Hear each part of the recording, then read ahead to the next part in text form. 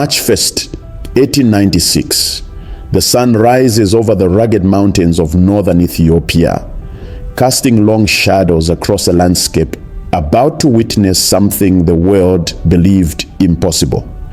17,000 Italian soldiers, armed with modern artillery and the confidence of European supremacy, stand ready to crush what they see as just another African kingdom.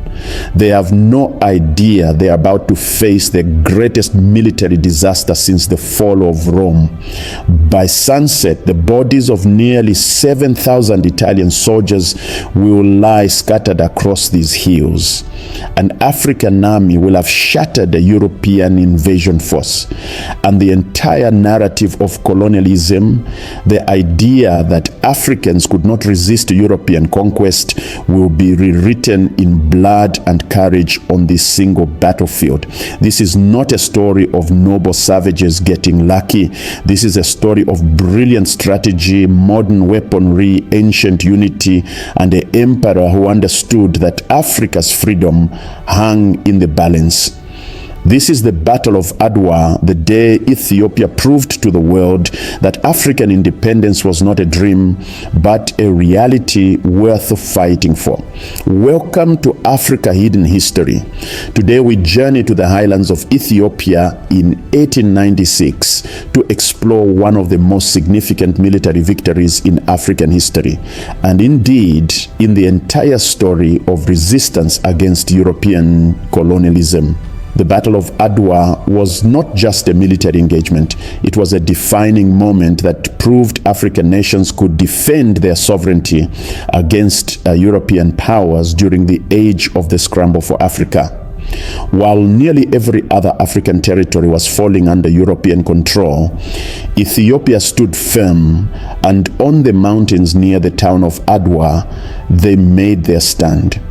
Over the next hour, we will explore how this victory came to be.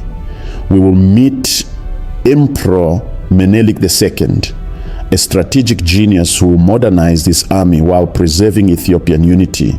We will understand Empress Taytu Betul, a warrior queen whose intelligence gathering and political wisdom proved essential to victory. We will walk through the diplomatic chess game that led to war, examine the weapons and tactics that decided the battle, and discover why this single day in March changed the course of African history. We will also uncover the hidden elements of this story, the role of women warriors, the spiritual beliefs that sustained Ethiopian soldiers, the intelligence networks that outmaneuvered Italian spies, and most importantly, we will explore how Adwa inspired anti-colonial movements across Africa and the diaspora for generations to come. This is not just a story about one battle. This is a story about dignity, sovereignty, and the power of a united people to defend their homeland against impossible odds. To understand the significance of Adwa, we must first understand the world in which it occurred. The late 19th century was the age of European imperialism, a period when industrial powers carved up the entire African continent like a piece of property to be divided among themselves. In 1884 and 1885, European powers met in Berlin, Germany, for a conference that would determine Africa's fate. No African representatives were invited, no African voices were heard. European leaders simply drew lines on maps, dividing kingdoms, splitting ethnic groups, and claiming ownership over lands they had never seen. By 1896, almost the entire continent had fallen under European control. The Horn of Africa, however, remained partially independent. Ethiopia, known historically as Abyssinia, had existed as a sovereign Christian kingdom for over 1,500 years. Its emperors traced their lineage back to King Solomon and the Queen of Sheba, a heritage that gave the nation a profound sense of historical continuity and divine purpose. Ethiopia's geography provided natural defenses. The country consists of rugged islands, deep valleys, and mountains that reach heights of over 4,000 meters. This terrain made invasion difficult and allowed Ethiopian rulers to maintain independence even as neighboring territories fell to European powers. The climate varies dramatically from region to region, creating a landscape that Ethiopians knew intimately, but that proved treacherous for foreign invaders. In the 1880s, Ethiopia was ruled by Emperor Johannes IV, a capable military leader who had successfully defended the country against Egyptian and Sudanese invasions. However, Johannes faced constant challenges from regional nobles who commanded their own armies and governed their territories with significant autonomy. Ethiopian unity was always fragile, always dependent on the strength and wisdom of the emperor. The European power most interested in Ethiopia was Italy, a nation that had only recently unified itself in 1871. Italy arrived late to the colonial competition and desperately wanted an African empire to match those of Britain, France, and Germany. Italian leaders believed that conquering Ethiopia would establish Italy as a major European power and provide resources, prestige, and strategic control over the Red Sea region. Italy's entry into the Horn of Africa began with the port of Massawa on the Red Sea coast, which they occupied in 1885. This gave Italy a foothold in the region and control over Ethiopia's primary access to the sea. From Massawa, Italian forces gradually expanded inland using a combination of military force and diplomatic manipulation to establish what they called Eritrea as an Italian colony. The Italians employed a strategy they had used successfully in North Africa, making treaties with local rulers that contained deliberately ambiguous language. These treaties appeared to be agreements of friendship and cooperation in one language, but claimed to establish Italian control when translated into Italian.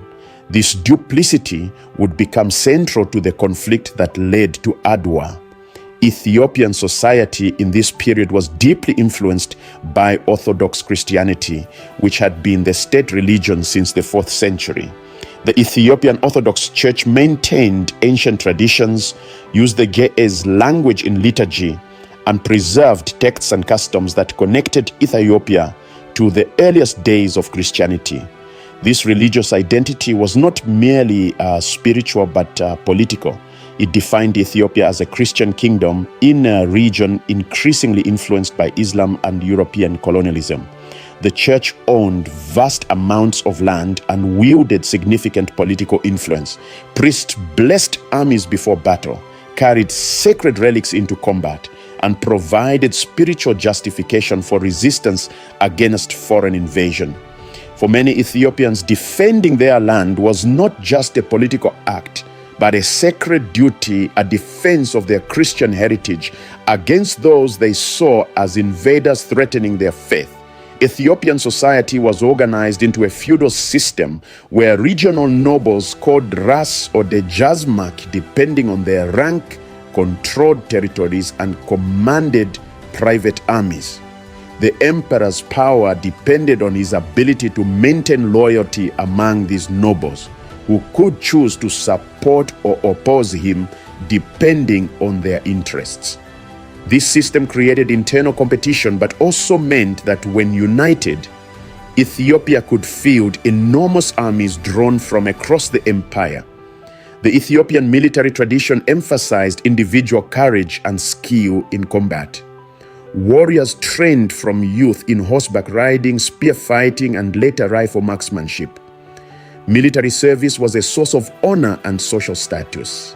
Men who distinguished themselves in battle could rise in rank and receive land grants. This martial culture meant that Ethiopia could mobilize large numbers of motivated, experienced fighters when threatened. By the early 1890s, the situation in the Horn of Africa had reached a critical point. Emperor Johannes IV died in 1889 fighting against Sudanese Mahdist forces, leaving a succession crisis. Multiple claimants emerged, each backed by different regional nobles. The outcome of this power struggle would determine whether Ethiopia could maintain unity in the face of Italian expansion, or whether it would fracture into competing factions that Italy could conquer piecemeal.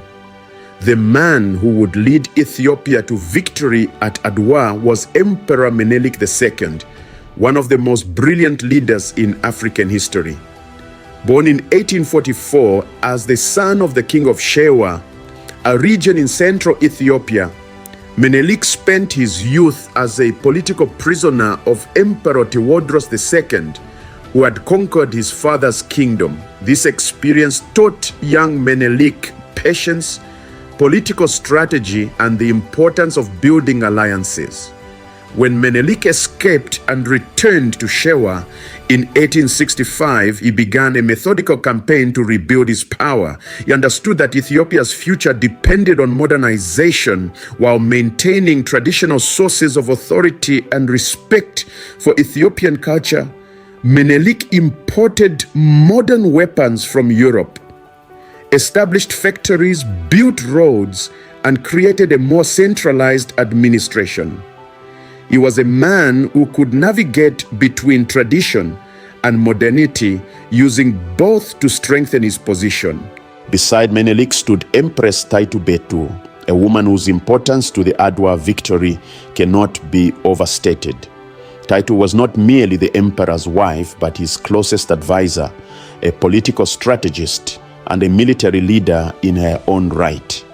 Born into nobility around 1850, Taytu was educated, multilingual, and deeply knowledgeable about Ethiopian politics and regional dynamics. Taytu was a fierce advocate for Ethiopian independence and was more suspicious of Italian intentions than Menelik. When the emperor sometimes favored the diplomatic solutions, Taytu pushed for military readiness and resistance. She organized intelligence networks, managed supply lines for the Ethiopian army, and even commanded troops in battle. Taytu understood that independence was non-negotiable and that Ethiopians must be willing to sacrifice everything to preserve it. Together, Menelik and Taytu formed a formidable partnership. Where Menelik was patient and diplomatic, Taytu was direct and uncompromising. Where Menelik sought to modernize gradually, Taytu pushed for immediate action. This balance of temperaments and strategies made them more effective than either would have been alone. Supporting Menelik and Taytu were regional leaders who commanded their own armies and controlled vast territories. Ras Alula Engida, a legendary military commander from Tigray, had already defeated Italian forces in smaller engagements and understood European military tactics. Ras Makonnen Makale, governor of Harar and Menelik's cousin, brought sophisticated diplomatic skills and a well-trained army. Ras Mikhael of Wolo commanded forces from the Muslim regions of Ethiopia, demonstrating that the defense of Ethiopia transcended religious divisions. These regional leaders had their own ambitions and interests. Uniting them behind a single cause required extraordinary political skill. Menelik achieved this through a combination of diplomacy, marriage alliances, strategic appointments, and the distribution of modern weapons. He convinced these powerful nobles that their individual interests were best served by collective defense of Ethiopian sovereignty. On the Italian side stood General Oreste Baratieri, the governor of Eritrea and commander of Italian forces in the region. Baratieri was a career military officer who had fought in Italy's wars of unification and had experience in colonial warfare in Africa. However, he was also a man driven by political ambition and pressure from Rome to achieve a decisive victory that would justify Italy's colonial expenses. Baratieri faced a difficult situation. His government demanded results but provided limited resources. His troops included Italian soldiers, but also large numbers of Eritrean askari, local soldiers recruited to fight for Italy. The loyalty and effectiveness of these askari would prove questionable when facing fellow Africans. Baratieri also underestimated Ethiopian capabilities, a common European prejudice that assumed African armies were inherently inferior regardless of their actual strength or organization. The Italian army in the Horn of Africa numbered about 25,000 men, with roughly 17,000 available for the march toward Adwa. These forces were equipped with modern rifles, artillery pieces, and machine guns. They had a European military training and organization. On paper, they appeared superior to any African force, but numbers and equipment tell only part of a military story. The Ethiopian forces that would gather to face Italy numbered over 100,000 warriors, the largest army Ethiopia had ever assembled. This force included professional soldiers armed with modern rifles purchased from European arms dealers, traditional warriors carrying spears and swords, cavalry units, and even artillery pieces. The Ethiopian army was diverse in weapons and training, but united in purpose. What made the Ethiopian force particularly formidable was its motivation. These were men fighting to defend their homeland, their emperor, their faith, and their independence. They were not conscripts forced into service, but volunteers who understood what defeat would mean. They fought on familiar terrain with supply lines to local communities and with knowledge of the landscape that no foreign army could match. Often overlooked in historical accounts are the Ethiopian women who participated in the Adwa campaign. Beyond Empress Taytu, thousands of women accompanied the army, not just as supporters but as active participants. Women managed logistics, transported ammunition and supplies, treated wounded soldiers, and in some cases fought directly in combat. Ethiopian martial tradition did not exclude women from military roles, and at Adwa, their contributions proved essential to victory. The path to Adwa began not with military action but with a treaty and a translation. In May 1889, shortly after Menelik consolidated his power as emperor, he signed the Treaty of Wuchale with Italy. This treaty, also known as Wuchale in Italian, appeared to be a friendship agreement that would bring Italian support for Menelik's rule in exchange for commercial and diplomatic cooperation. However, the treaty contained a fatal discrepancy. Article 17 of the treaty, as written in Amharic, Ethiopia's language, stated that the emperor could use Italian assistance in dealing with other European powers if he wished. The Italian version of the same article stated that the emperor must conduct all foreign relations through Italy, essentially making Ethiopia an Italian protectorate.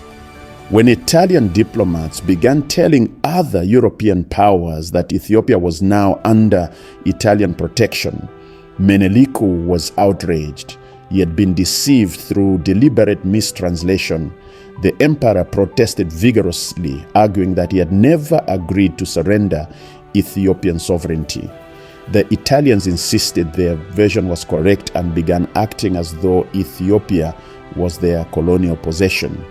This diplomatic crisis revealed fundamental differences in how the two sides viewed the relationship.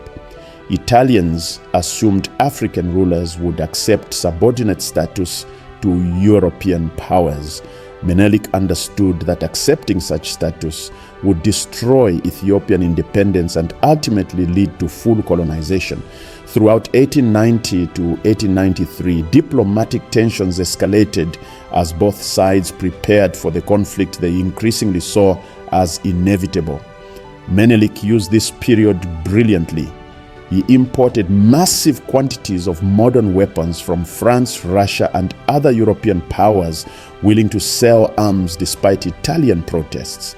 He stockpiled ammunition, trained soldiers in modern warfare, and built alliances with regional leaders. The emperor understood that if war came, Ethiopia needed to be ready, not just with traditional warriors, but with modern military capabilities. Empress Taytu played a crucial role during this period. She established networks of informants throughout Eritrea and Italian-controlled territories, gathering intelligence about Italian military plans, troop movements, and internal divisions. This information allowed Ethiopian leaders to understand Italian capabilities and weaknesses better than the Italians understood Ethiopia. In January 1895, Italian forces under Major Pietro Tosselli advanced into Ethiopian territory and occupied the town of Amba Alagi. Ras Makonnen led Ethiopian forces that surrounded and destroyed this Italian position in December 1895, killing Tosselli and demonstrating that Ethiopian forces could defeat Italian units even when the Italians held fortified positions. This victory convinced many Ethiopian nobles who had been skeptical that resistance could succeed. The Amba Alagi defeat created a crisis in Rome. Italian newspapers demanded revenge. Politicians attacked Baratieri for weakness. The Italian government, led by Prime Minister Francesco Crispi, sent messages demanding aggressive action to restore Italian prestige. Baratieri found himself trapped between the reality of Ethiopian strength and political pressure from home that demanded immediate victory regardless of military circumstances. In September 1895, Emperor Menelik issued a proclamation that would change African history. The message went out to every corner of Ethiopia, carried by messengers on horseback, read in churches, and spread through traditional networks of communication. The emperor called every able-bodied man to gather at the capital, Addis Ababa, with weapons and provisions for a campaign to defend the empire. The response was extraordinary. From Shewa, Gojam, Begemder, Wollo, Tigray, and every other region, warriors began the march toward the capital. Some traveled for weeks, bringing their own weapons, food, and even cattle for sustenance. Regional leaders brought their private armies, some numbering in the thousands. What gathered at Addis Ababa was not just an army, but the entire fighting strength of the Ethiopian nation. By mid-October 1895, an estimated 100,000 soldiers had gathered. This created enormous logistical challenges. Feeding such a massive force required careful organization of supply lines. Empress Taytu took personal charge of these logistics, ensuring that food, water, and ammunition reached the troops. Traditional systems of community support, where local populations provided supplies for passing armies, supplemented organized logistics. On October 17, 1895, the Ethiopian army began its march northward toward the Italian positions. This was not a rapid military advance, but a deliberate movement of an entire mobile city. Soldiers, camp followers, women supporting the war effort, livestock and supply trains stretched for miles. The march was timed to avoid the heavy rains that would make mountain roads impassable, but it still required careful coordination to move such a massive force through difficult terrain. The Ethiopian strategy was sophisticated. Menelik did not rush directly toward Italian positions, but moved methodically, gathering additional forces as he marched through different regions, establishing supply depots and ensuring his army remained fed and equipped. The emperor also sent messages to regional leaders who had not yet committed, making clear that now was the moment to stand with Ethiopia, or be remembered as those who abandoned their country in its hour of need. Religious ceremonies accompanied the military preparations. Orthodox priests blessed the army, carried sacred relics, including pieces of the True Cross according to Ethiopian tradition, and conducted services that reinforced the spiritual dimension of the conflict. For many Ethiopian soldiers, they were not merely fighting a political war, but defending their Christian faith against foreign invaders. This spiritual motivation created a level of commitment that purely professional armies rarely achieve. Italian intelligence completely failed to understand the scale of what was developing. Barateri's reports to Rome estimated Ethiopian forces at perhaps 30,000 to 40,000 men, less than half the actual number. Italian scouts and spies operating in unfamiliar territory among a hostile population could not accurately assess the gathering storm. This intelligence failure would prove catastrophic. In December 1895, under intense pressure from Rome and facing criticism in Italian newspapers, General Barateri ordered his forces to advance from their positions in Eritrea into Ethiopian territory. This advance was motivated more by political necessity than military wisdom. Barateri hoped that aggressive action would satisfy his critics and perhaps intimidate Menelik into accepting Italian terms without a major battle. The Italian force moved slowly through mountainous terrain, establishing fortified camps and attempting to secure their supply lines back to Eritrea. Barateri spread his forces across several positions, occupying the towns of Adigrat, Makale, and other strategic points. This dispersion of forces was tactically problematic, as it prevented the Italians from concentrating their strength and made each position vulnerable to being surrounded by superior Ethiopian numbers. Ethiopian forces under various commanders began surrounding and isolating Italian positions. At Makale, Ethiopian troops besieged an Italian garrison, cutting off supplies and slowly starving the defenders.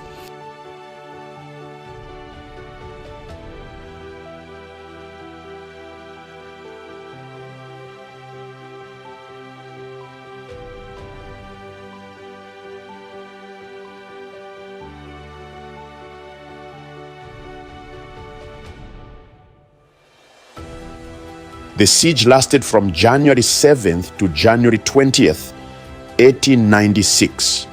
Inside the fort, Italian soldiers and their Eritrean askari suffered from limited water, dwindling food supplies, and the psychological pressure of complete isolation. Outside, Ethiopian forces maintained discipline, prevented resupply, and demonstrated that they could sustain military operations for extended periods. When the Makale garrison finally surrendered, Menelik demonstrated strategic wisdom that many European leaders lacked. Rather than massacring the defeated Italians or treating them brutally, he allowed them to withdraw with their personal weapons and provided food and water for their march back to Eritrea. This magnanimity served multiple purposes. It demonstrated Ethiopian civilization to potential European observers, encouraged other Italian garrisons to surrender rather than fight to the death, and upheld Menelik's view of himself as a Christian emperor, treating defeated enemies with mercy. However, this mercy had limits that events would soon test. The fall of Makale created panic among other Italian positions. Barateri ordered the general withdrawal to more defensible positions closer to Eritrea. This retreat was militarily necessary but politically disastrous. In Rome, newspapers attacked Barateri as a coward. Prime Minister Crispi sent a telegram implying that Italy's honor demanded attack regardless of military circumstances.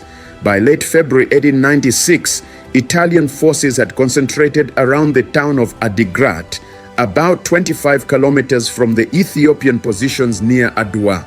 Barateri now faced an impossible situation. Military prudence demanded remaining in defensive positions and waiting for Ethiopian supply difficulties to force Menelik to disperse his army. Political pressure from Rome demanded immediate attack to restore Italian prestige. Barateri's officers were divided. Some urged caution, others, eager for glory or promotion, pushed for aggressive action. On February 28th, Barateri called the Council of War. His brigade commanders, aware of the political pressure and believing that European military superiority would prevail regardless of Ethiopian numbers, voted to advance and attack the Ethiopian positions. Barateri, despite his own reservations, agreed. Their decision was made. On the night of February 29th to March 1st, Italian forces would march through the darkness to surprise the Ethiopian army at dawn. This decision was built on multiple miscalculations. The Italians still underestimated Ethiopian numbers. They relied on outdated maps that showed incorrect terrain features and distances. They assumed that a night march through unfamiliar mountains would proceed smoothly. And most fundamentally, they believed that Ethiopian forces, despite recent victories, would break when facing a concentrated Italian assault with modern artillery. On the night of February 29th to March 1st, 1896, Italian forces began their march toward the Ethiopian positions.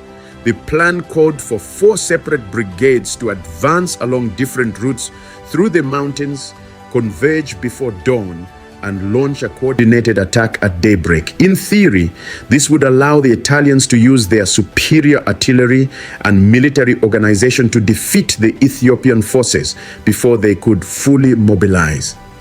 In practice, the night march became a disaster even before battle began. The maps Italian commanders used were inaccurate, showing valleys where there were ridges and passes where there were cliffs. In the darkness, brigades lost contact with each other. Some units marched faster than others, destroying the careful timing of the plan. Communications broke down as messengers could not find the units they were meant to reach in the dark mountain landscape. The Italian forces were organized into 4 brigades. The brigade under General Dabo Mida was supposed to take a position on the Italian right flank. The brigade under General Albertone was assigned to the center left. General Arimondi commanded the center. General Elena held reserves. This division of forces made sense for a coordinated battle, but became catastrophic when the coordination fell apart in the darkness and confusion. Ethiopian scouts, watching from hills around Italian positions, observed the night march immediately. Messengers raced back to Menelik's camp with news that the Italians were advancing. Rather than being surprised, Ethiopian forces had hours of warning to prepare. As the first light of dawn broke on March 1st, Ethiopian commanders were deploying their forces while Italian brigades were still scattered across the mountains, lost and separated from each other. Empress Taytu, who had positioned herself with observation units on a height overlooking the battlefield, sent continuous updates to Menelik about Italian positions and movements. This intelligence advantage meant that Ethiopian commanders understood the battlefield situation better than their Italian opponents, a remarkable reversal of the usual colonial military dynamic where Europeans held information advantages. General Albertone's brigade, advancing ahead of the others, found itself at dawn not in a coordinated position for attack but isolated on a ridge called Kidan Meret, facing not a surprised Ethiopian camp but an awake, alert, and mobilizing army many times its size. Albertone sent desperate messages to Barateri asking for support and clarification, but communications had broken down. The battle was about to begin, and the Italian forces were already in disarray. At approximately 6 in the morning on March 1st, 1896, Ethiopian forces under Razalula and Ras Makonnen attacked General Albertone's isolated brigade. The assault came from multiple directions simultaneously, a testament to Ethiopian tactical coordination. Thousands of Ethiopian warriors, many armed with modern rifles, opened fire from the hills while other units moved to encircle the Italian position. Albertone's brigade, consisting of about 3,000 men, including Italian soldiers and Eritrean askari, fought desperately to hold their position. Italian artillery fired into the approaching Ethiopian masses, and modern rifles cut down attackers at long range. But the sheer numbers overwhelmed Italian defensive capabilities. For every Ethiopian soldier who fell, 10 more advanced. The Eritrean askari, facing fellow Africans and recognizing the Ethiopian cause, began to waver and then to break. Within 2 hours, Albertone's brigade was surrounded and being systematically destroyed. Ethiopian forces captured Italian artillery pieces and turned them against other Italian positions. Albertone himself was wounded and captured. His brigade effectively ceased to exist as a fighting force. Of the 3,000 men, fewer than 1/4 would survive the day. This catastrophic defeat happened not in the climax of the battle but in its opening hours. General Baratieri, located several kilometers away with the main Italian command, received confused and contradictory reports about what was happening. Some messages reported success, others spoke of disaster. The breakdown in communications meant that Italian commanders could not coordinate a response to the developing crisis. Each brigade commander had to make decisions based on incomplete information while facing an enemy that seemed to be everywhere at once. Ethiopian tactical doctrine, developed through generations of internal wars and conflicts with neighboring powers, emphasized mobility and envelopment. Rather than fighting linear battles in European style, Ethiopian commanders sought to surround enemy positions and attack from multiple directions. At Adwa, this approach proved devastatingly effective against an enemy whose brigades were already separated and unable to support each other. By 9 in the morning, the battle had expanded across a front of several kilometers. General Arimondi's brigade in the Italian center found itself engaged with massive Ethiopian forces under the direct command of Emperor Menelik. General Dabomida's brigade on the Italian right was also under attack and critically had become separated from the other Italian forces by a valley that Ethiopian troops had filled, cutting Dabomida off from any possibility of retreat or reinforcement. As the morning progressed toward midday, the Battle of Adwa reached its terrible climax. Ethiopian forces, numbering over 100,000 warriors, pressed attacks across the entire Italian line. The sound of gunfire became a continuous roar that echoed through the mountain valleys. Smoke from tens of thousands of rifles and artillery pieces obscured the battlefield in a haze that made command and control even more difficult. General Arimondi's brigade fought with desperate courage in the center. Italian soldiers, many of them veterans, understood they were fighting for survival. They formed defensive squares, poured rifle fire into Ethiopian attackers, and used their artillery to devastating effect. Ethiopian casualties mounted into the thousands. The ground became littered with the dead and wounded. But still the Ethiopian forces came on, driven by determination that European observers would later struggle to comprehend. What the Italians failed to understand was that Ethiopian forces were not mindless attackers throwing themselves at fortified positions. Ethiopian commanders coordinated their assaults, concentrated forces at weak points, and used their numerical superiority to rotate fresh troops into battle while allowing exhausted units to rest. This was not primitive warfare, but sophisticated military operations on a massive scale. Empress Taytu, from her observation point, continued to send updated intelligence to Ethiopian commanders. When she saw that Dabomida's brigade was isolated and vulnerable, she directed forces to cut off any retreat route, When she observed Italian artillery positions being established, she sent cavalry to threaten their flanks. Taytu's role as battlefield coordinator often goes unrecognized in military histories, but her contribution to Ethiopian victory was substantial. By noon, Italian ammunition supplies were running critically low. Soldiers who had marched through the night and fought all morning were exhausted. The wounded had nowhere to go, as Ethiopian forces controlled the ground between Italian positions and any potential medical stations. Water became scarce under the hot sun.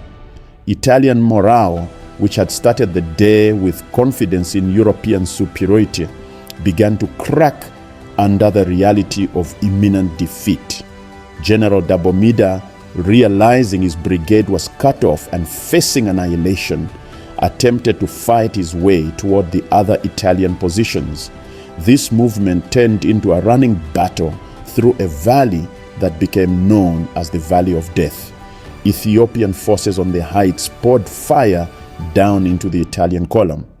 Cavalry units attacked the flanks. Artillery that Ethiopians had captured earlier in the day was turned against the fleeing Italians. Dabomida himself fell in the fighting along with most of his officers. His brigade was destroyed as a cohesive unit.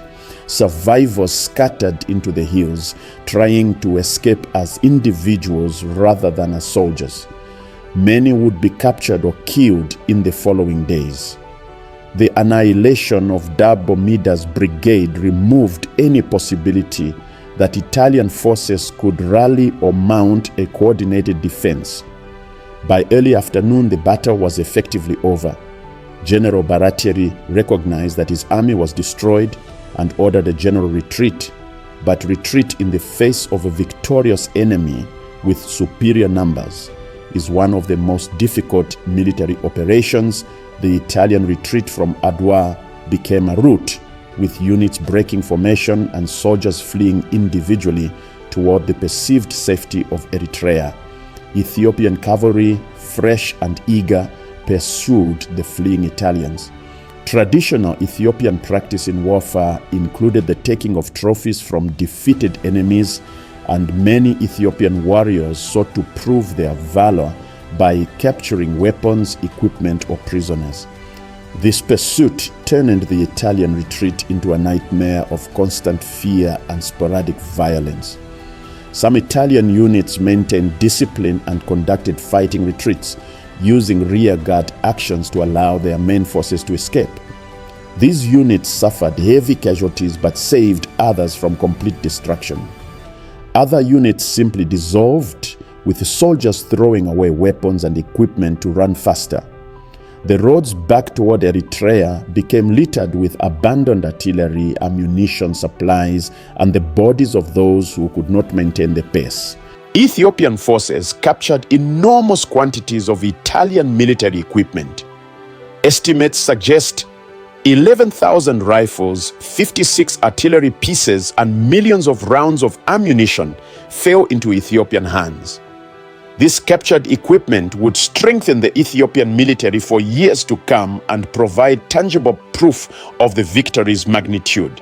As sunset approached on March 1st, the scale of the Italian disaster became clear.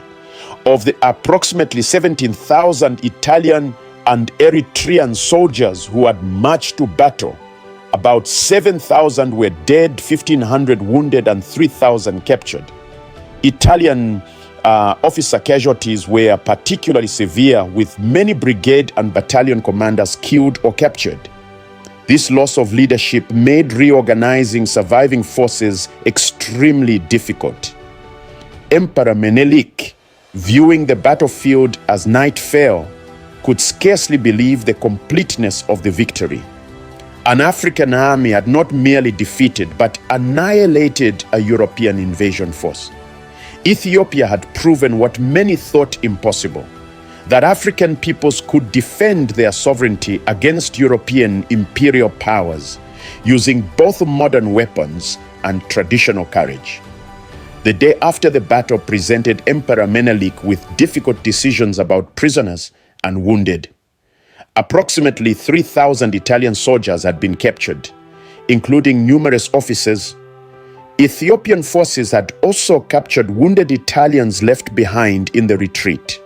According to the norms of European warfare at the time, these prisoners should be treated humanely and eventually exchanged or ransomed. Menelik chose to uphold international norms despite some of his commanders arguing for harsher treatment. The emperor understood that how Ethiopia treated prisoners would affect how the world viewed the victory. Massacring defeated enemies would confirm European prejudices about African savagery. Treating prisoners with dignity would demonstrate that Ethiopia deserved recognition as a civilized nation entitled to sovereignty and respect. The captured Italians were marched to Addis Ababa, where they would be held until arrangements could be made for their repatriation.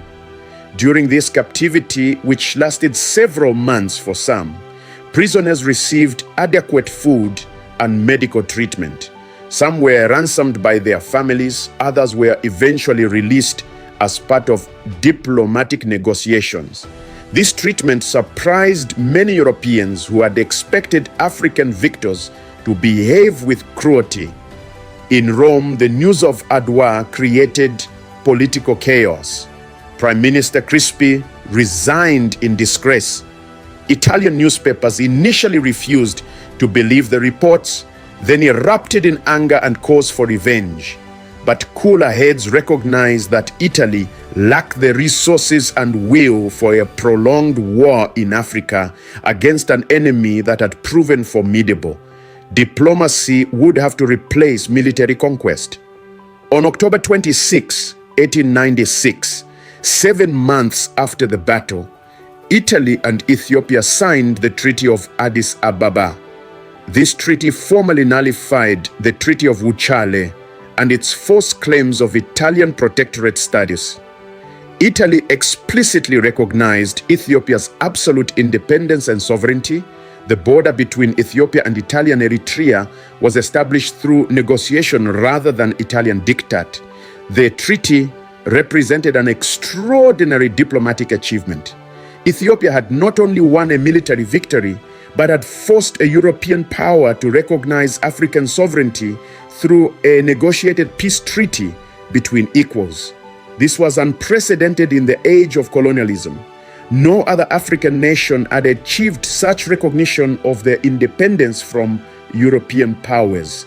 The standard historical narrative of Adwa focuses on male leaders, military tactics, and grand strategy, but this narrative obscures crucial elements that made victory possible. The role of women in the Adwa campaign was far more significant than most accounts acknowledge. Beyond Empress Taytu's leadership, thousands of Ethiopian women participated directly in the war effort. Women transported ammunition and supplies, sometimes carrying loads equal to those of male porters across difficult mountain terrain. Women established and managed field hospitals where wounded soldiers received treatment. Women served as scouts and messengers, using their ability to move through communities without attracting Italian attention to gather intelligence. Some women fought directly in combat. Ethiopian martial tradition did not absolutely prohibit women warriors, and historical accounts mention women who took up rifles and fought alongside men. While the exact numbers are disputed, the presence of women combatants at Adwa is documented in both Ethiopian oral traditions and some contemporary accounts. The spiritual dimension of the battle is another often overlooked element. For Ethiopian soldiers, Adwa was not merely a political or military conflict, but a sacred war defending their Christian faith.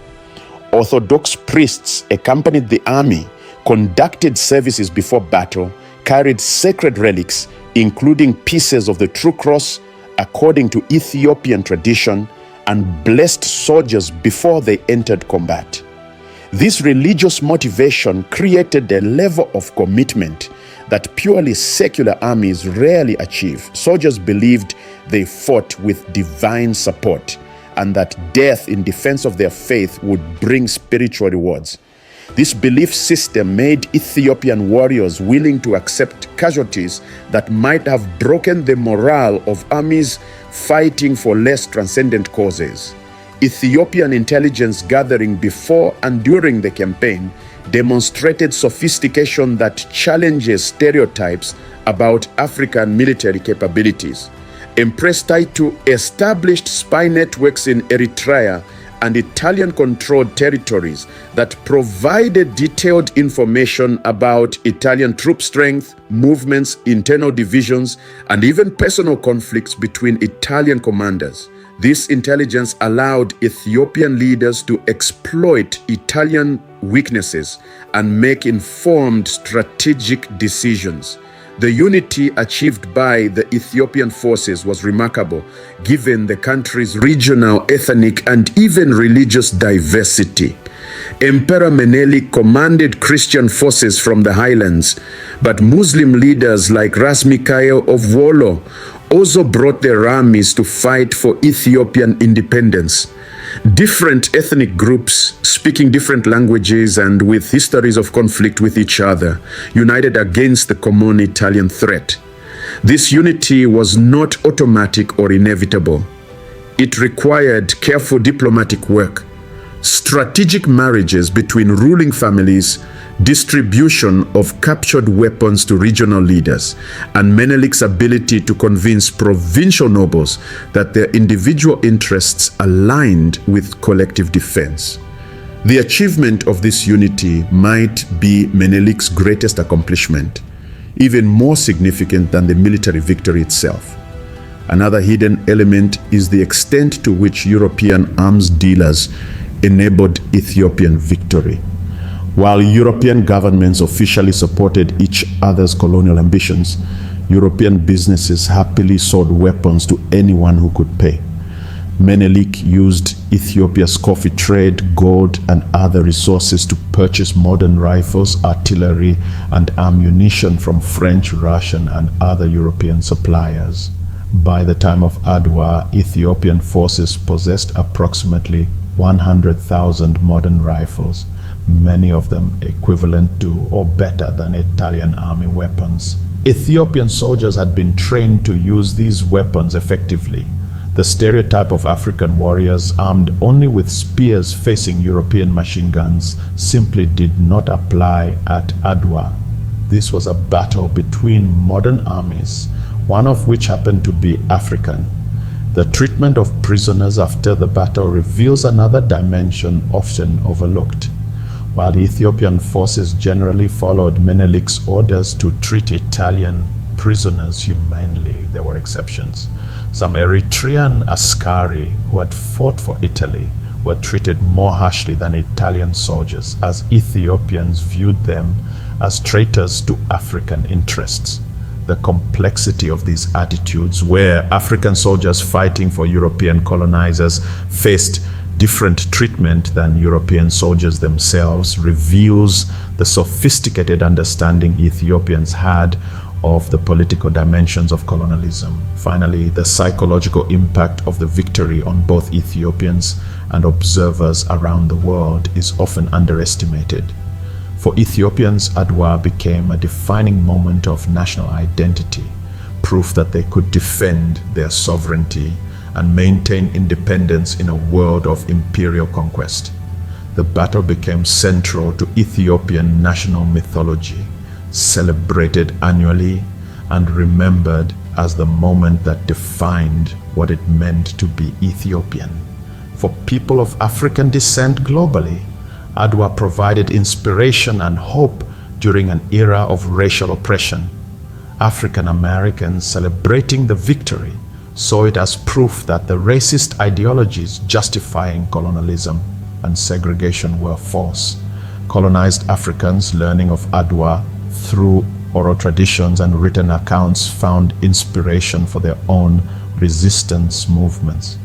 The battle demonstrated that European conquest was not inevitable, that African peoples could successfully resist if they unified and fought strategically. The immediate impact of Adwa was the preservation of Ethiopian independence.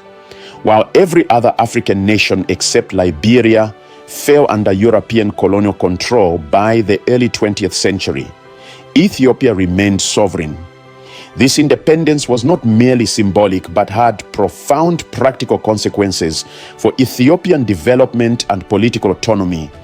Ethiopia's independence allowed the country to modernize on its own terms.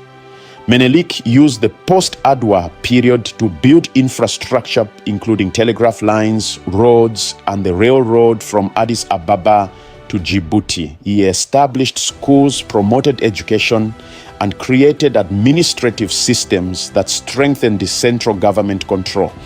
While Ethiopia faced many challenges and limitations, it developed as an independent nation rather than as a colony designed to benefit European economic interests. The psychological impact within Ethiopia was transformative. The victory at Adwa became central to Ethiopian national identity, a source of pride and proof that Ethiopia was exceptional among African nations. Annual celebrations of Adwa reinforced this identity across generations. Ethiopian leaders, even during subsequent struggles and conflicts, could point to Adwa as evidence that Ethiopians had the strength and unity to overcome seemingly impossible challenges. For Emperor Menelik himself, Adwa secured his position and allowed him to rule until his death in 1913. He used this stability to expand Ethiopian territory, particularly in the south and west, creating the borders that roughly correspond to modern Ethiopia. While this expansion involved the conquest of other peoples and raises its own historical questions, it occurred under Ethiopian rather than European control, a significant difference from the colonial context affecting the rest of Africa. Empress Taytu continued to play a significant political role after Adwa, though her influence would eventually lead to conflicts with other political factions. Her legacy as a fierce defender of Ethiopian independence and as a woman who exercised power in her own right inspired generations of Ethiopian women. The recognition of her contributions to the Adwa victory, while sometimes obscured in male-dominated historical narratives, has grown over time. The impact of Adwa extended far beyond Ethiopia's borders. In Italy, the defeat led to political upheaval, the fall of Crispi's government, and a temporary retreat from aggressive colonial expansion. Italian public opinion turned against colonial adventures, seeing them as expensive and humiliating. This attitude would not last forever, as Italy would return to Ethiopia under Mussolini in 1935, but the Adwa defeat shaped Italian politics and military thinking for a generation. For the broader anti-colonial movement, Adwa became a symbol and source of inspiration. W.E.B. Du Bois, the great African-American scholar and activist, wrote about Adwa as proof of African capability and dignity. Marcus Garvey's Pan-African movement celebrated Ethiopia as the symbol of African independence and pride. The phrase, "Ethiopia shall stretch forth her hands unto God," from Psalms became a rallying cry for African liberation movements, explicitly connecting Ethiopian independence to broader African aspirations. In colonized African territories, news of Adwa spread through oral traditions, songs, and written accounts that circulated despite colonial censorship. The knowledge that an African army had defeated a European power inspired resistance movements and challenged the psychological foundations of colonial rule. While these movements would take decades to achieve independence, the memory of Adwa sustained hope during the darkest periods of colonial oppression. The battle also had diplomatic consequences for how European powers approached Ethiopia. After Adwa, European nations recognized that conquering Ethiopia would require massive military investment with uncertain results. Diplomatic relations replaced military confrontation. Ethiopia received diplomatic recognition, established embassies in European capitals, and participated in international affairs as a sovereign nation. This diplomatic status was unique for an African nation during the colonial period. Ethiopia's international standing allowed it to join the League of Nations in 1923, the first African nation to achieve this recognition. While the League would ultimately fail to protect Ethiopia from Italian invasion in 1935, Ethiopia's membership demonstrated the country's status as a recognized sovereign state.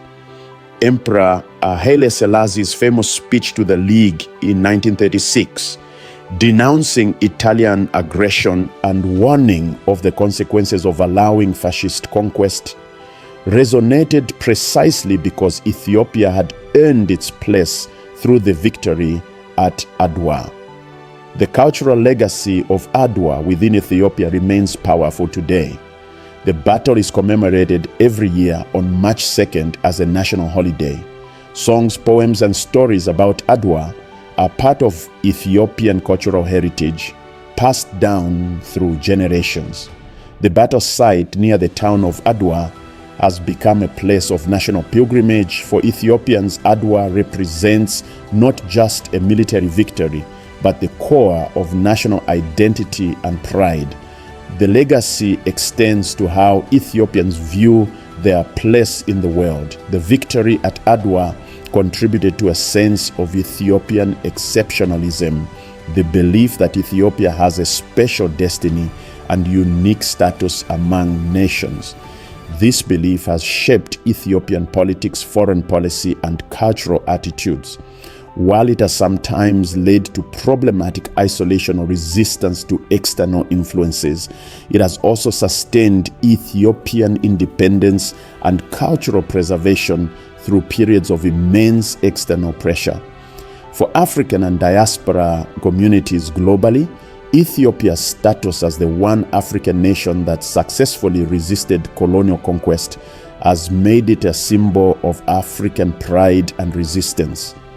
The Rastafarian movement, which emerged in Jamaica in the 1930s, incorporated Ethiopian symbols and regarded Ethiopia as the spiritual homeland of African people.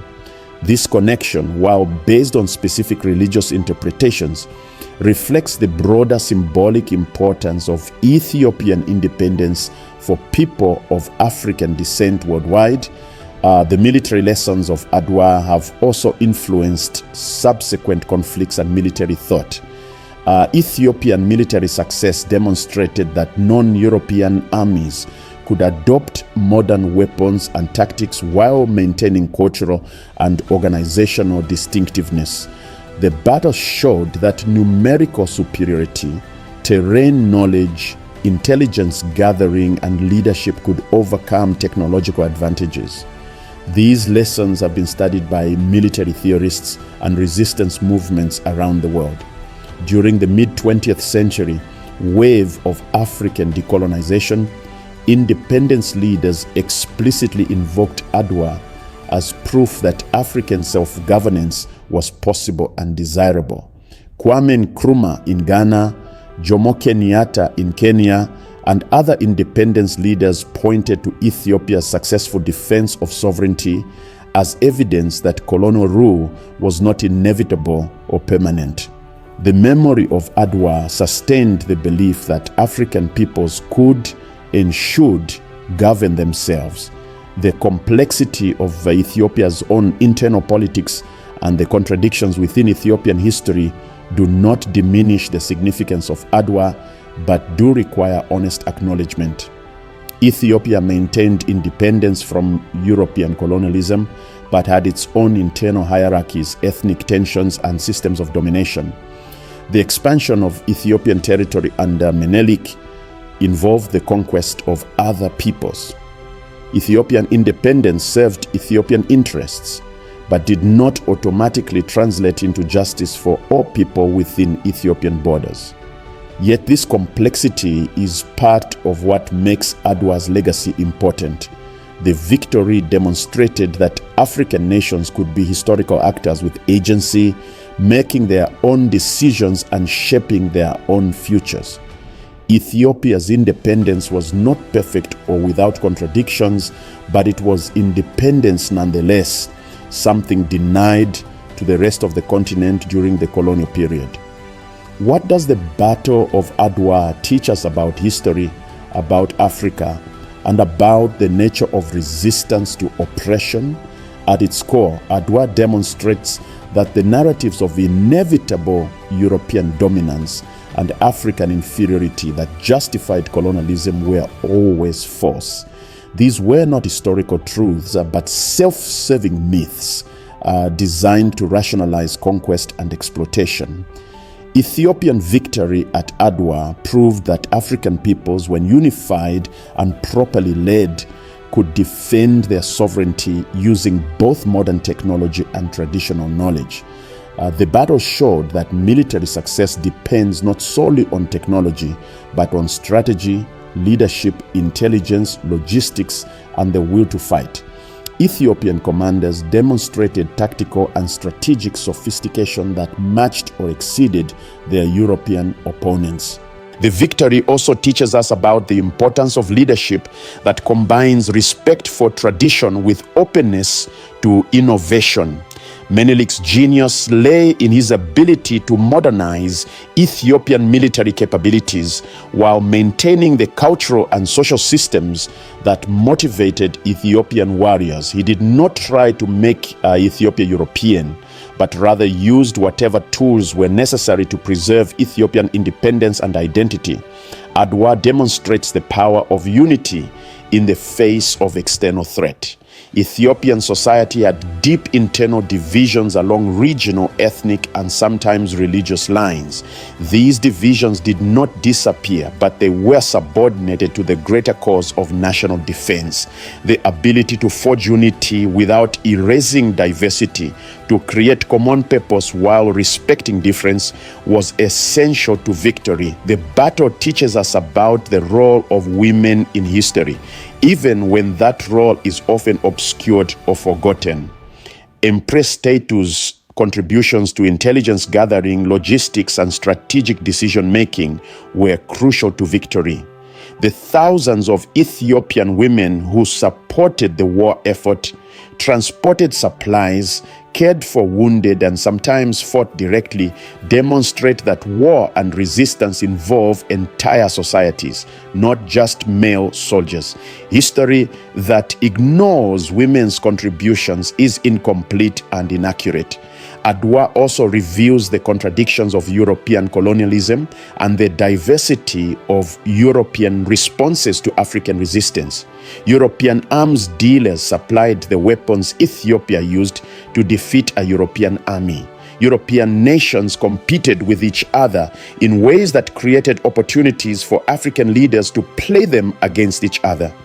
The unity of European colonial interests was never as complete as colonial propaganda suggested. Perhaps most importantly, Adwa teaches us that resistance matters, even when it seems futile. In 1896, European colonialism appeared unstoppable. Nearly the entire continent had fallen or was falling under European control. It would have been understandable if Ethiopian leaders had accepted the inevitable and negotiated the best terms possible for subordination. Instead, they chose to fight, to risk everything on the possibility of victory, and they won. This choice to resist and the success of that resistance inspired countless others. Every anti-colonial movement, every independence struggle, every fight for dignity and self-determination in the 20th century could look back to Adwa as proof that victory was possible.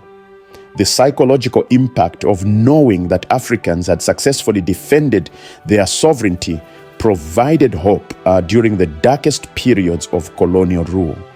Adwa also teaches us about the importance of memory and how history is remembered. Ethiopian celebration of Adwa kept the victory alive in national consciousness across generations. This memory sustained Ethiopian identity and pride through subsequent challenges, including the Italian invasion of 1935, the act of remembering resistance, of honoring those who fought for freedom, itself becomes a form of resistance against narratives of defeat and submission. Finally, Adwa demonstrates that African history is not a story of victimization, but of agency. Africans were not passive recipients of colonialism, but active participants in history who made choices, developed strategies, and shaped outcomes.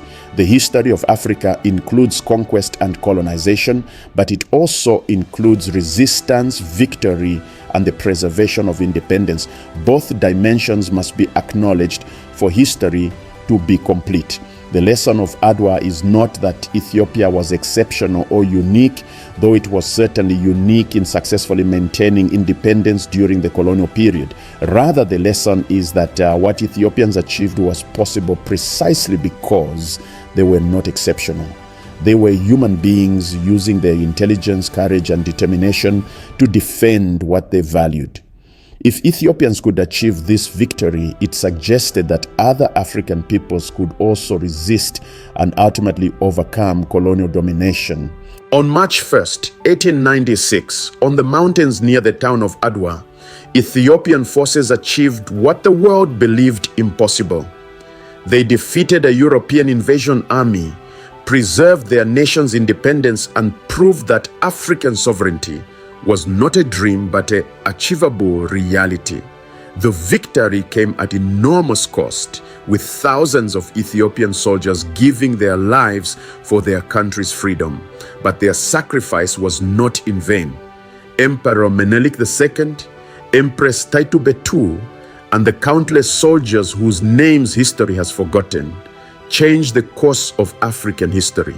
They demonstrated that colonialism could be resisted, that European conquest was not inevitable, and that African peoples had the capability, courage, and right to govern themselves. The legacy of their victory extends far beyond Ethiopia, inspiring liberation movements across the continent and throughout the African diaspora. Today, Ethiopia faces different challenges than those of 1896, but the spirit of Adwa remains central to Ethiopian national identity. The battle reminds us that seemingly impossible victories can be achieved through unity, strategic thinking, and unwavering commitment to freedom and dignity. If you've learned something from this documentary about the Battle of Adwa, please subscribe to Africa Hidden History for more episodes exploring the forgotten stories, untold achievements, and hidden narratives of African history. Share this video with others who should know this story. The history of African resistance and victory deserves to be as widely known as the history of colonial conquest. In our next episode, we'll explore the Kingdom of Kush and how this ancient African civilization conquered and ruled Egypt, turning the tables on one of history's greatest empires. Or if you're interested in more recent history, check out our documentary on the Maji Maji Rebellion in German East Africa, another powerful story of African resistance. Remember, African history is world history. The stories we tell shape how we understand ourselves and our possibilities. Adwa teaches us that courage, unity, and strategic wisdom can overcome seemingly insurmountable obstacles. That lesson remains as relevant today as it was in 1896. Thank you for watching Africa Hidden History. Until next time, keep exploring the hidden stories that change how we see the world.